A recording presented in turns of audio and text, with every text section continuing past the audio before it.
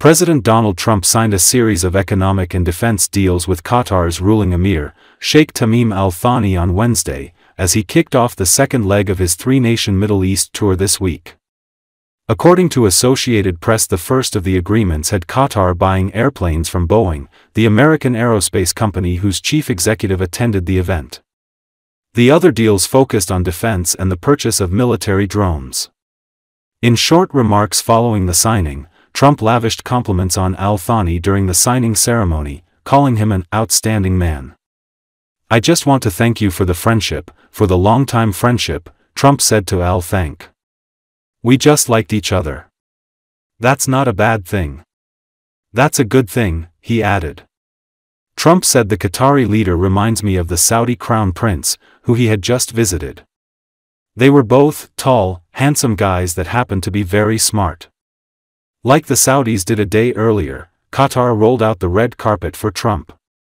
The U.S. president was greeted at the airport by Al Thani after Air Force One was escorted by Qatari F-15 jets as it neared the capital city of Doha. Qatar is home to Al-Udeid Air Base, a sprawling facility that hosts the forward headquarters of the U.S. military's Central Command. The oil and gas-rich country is also in the center of a controversy over its offer to provide Trump with the gift of a luxury Boeing 747-8 that the U.S. could use as Air Force One while new versions of the plane are under construction by Boeing. The Qatari government has said a final decision hasn't been made. But Trump has defended the idea even as critics argue it would amount to a president accepting an astonishingly valuable gift from a foreign government.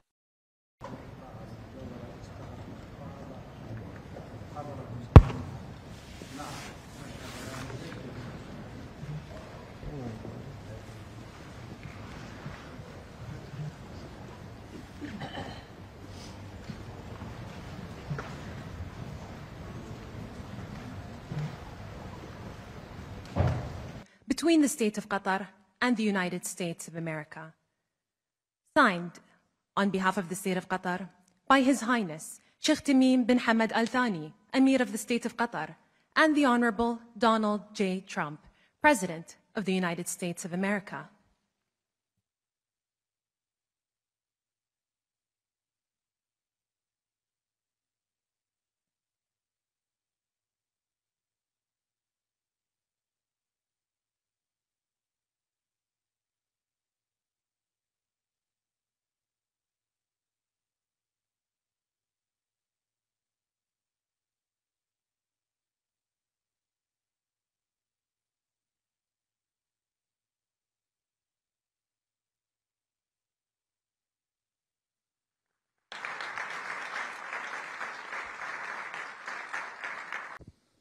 Thank you very much. We had a couple of hours of great meeting with the President, and we discussed many issues, our great bilateral relationship and also the situation in the region. Of course, I think after signing these documents, we are going to another level of relationship between Qatar and the United States. So I just wanted to thank you, Mr. President, again for this historic visit. Thank you very much, sir. Well, thank you very much. And this has been a very interesting couple of hours. We discussed the world. We discussed Russia and Ukraine, where you've been a tremendous help in so many different ways. We certainly discussed Iran, where it's been really an interesting situation. I have a feeling it's going to work out. I think it's going to work. It's got to work out one way or the other. We know it's going to work out. But you were of great help. But I just want to thank you. We've been friends for a long time, long before politics. Well, for you it was politics. For me it wasn't, right? But we've been friends for a long time, and this is an outstanding man. He's a great man, and we're going to help each other. The United States is in a very strong position militarily. We have the best equipment anywhere in the world. You're buying a lot of that equipment, actually, and I think we're going to see some of it in action tomorrow. I just want to thank you for the friendship, for the long-time friendship. And again, long before any of this stuff, we just liked each other. That's not a bad thing. That's a good thing. But we always had a very special relationship. And we came from Saudi Arabia, where we have another great man over there that's a friend of yours. And you two guys get along so well and like each other. You sort of remind me a little bit of each other, if you want to know the truth. They're both tall, handsome guys that happened to be very smart, but he's also a very special guy, and it's good to see all the relationships forming in the Middle East, because the Middle East is really being talked about all over the world, and we're having a lot to do with it. We're helping a lot, but they're doing a tremendous job. So I just want to thank everybody very much for being here. I want to thank the media. The media has been very fair, actually, and it's a great honor to be with you. This is, you take a look at this room. This room is the real deal. That's called white marble. It's very hard to buy. Believe me, I know very well, because you try to buy it, you can't buy it. And you just take a look at what you have here. It's been incredible what you've been able to build as a nation. And we're with you all the way, and you know that.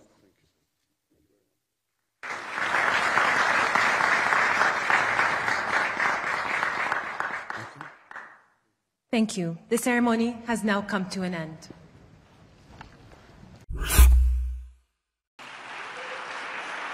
President Donald Trump in a speech in Saudi Arabia urged Iran to take a new and a better path as he pushes Tehran for a new nuclear deal, but he also warned massive maximum pressure if it doesn't come around. According to Associated Press, Trump said at the U.S.-Saudi investment conference he wants to avoid conflict with Tehran but warned that time is running out as Iran makes rapid progress with its nuclear program. As I have shown repeatedly, I am willing to end past conflicts and forge new partnerships for a better and more stable world, even if our differences may be profound, Trump said. But he added, if Iran's leadership rejects this olive branch, we will have no choice but to inflict massive maximum pressure, drive Iranian oil exports to zero. The comments came as Trump kicked off a 4-day visit to the Middle East on Tuesday with his visit to Saudi capital.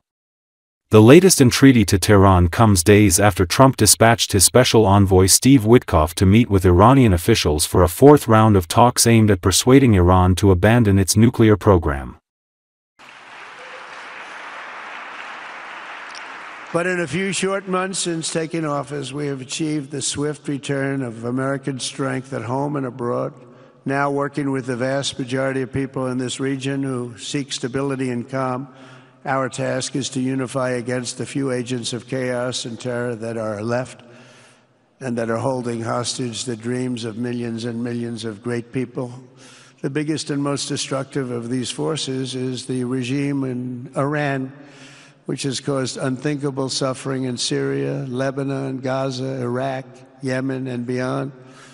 There could be no sharper contrast with the path you have pursued on the Arabian Peninsula than the disaster unfolding right across in the Gulf of Iran. Think of that.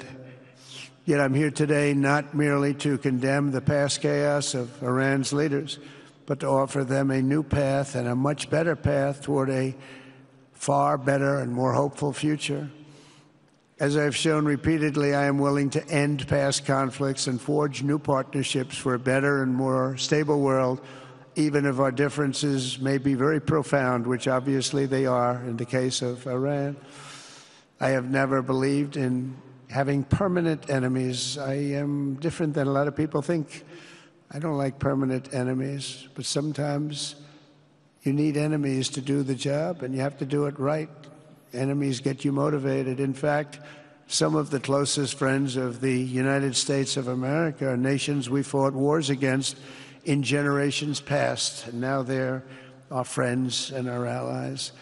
I want to make a deal with Iran. If I can make a deal with Iran, I'll be very happy. If we're going to make your region and the world a safer place. But if Iran's leadership rejects this olive branch and continues to attack their neighbors, then we will have no choice but to inflict massive maximum pressure, drive Iranian oil exports to zero like I did before. If you know that, they were a virtually bankrupt country because of what I did. They had no money for terror. They had no money for Hamas or Hezbollah. And take all action required to stop the regime from ever having a nuclear weapon. Iran will never have a nuclear weapon.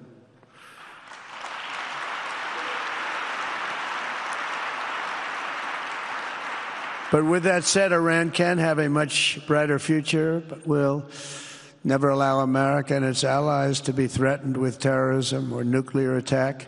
The choice is theirs to make. We really want them to be a successful country. We want them to be a wonderful, safe, great country.